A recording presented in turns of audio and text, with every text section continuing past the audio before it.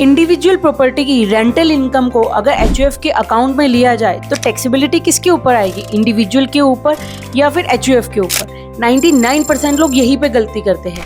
तो चलिए आइए एक एग्जांपल के थ्रू समझाते हैं। लेट्स सपोज मेरे पास एक प्रॉपर्टी है जिसके ऊपर मुझे रेंटल इनकम आती है 6 लाख पर एनम की, और उसकी ओनरशिप मेरे पास है। मैंने सोचा कि क्यों ना इस इनकम को एचयूएफ अकाउंट में लिया जाए सो दैट कि टैक्सेबिलिटी एचयूएफ के हैंड्स में जाए।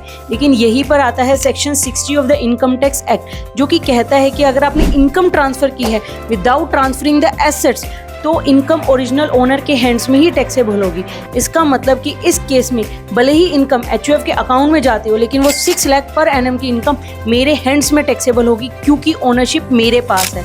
तो अगर आप इनकम को एचयूएफ के हैंड में टैक्सेबल करना चाहते हो तो एसेट्स को ट्रांसफर करना बहुत ज़रूरी है। तो देयर आर 3 लीगल वेज जिसके थ्रू आप एसेट्स को एचयूएफ को ट्रांसफर कर सकते हो, but without attracting clubbing provision. Number 1 inheritance will, number 2 gift from non members, and number 3 HUF created from large partition.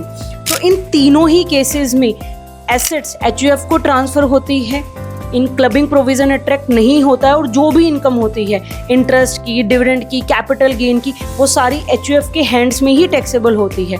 तो इनकम टैक्स प्लानिंग में छोटी सी गलती भी बहुत बड़ा टैक्स बना सकती है।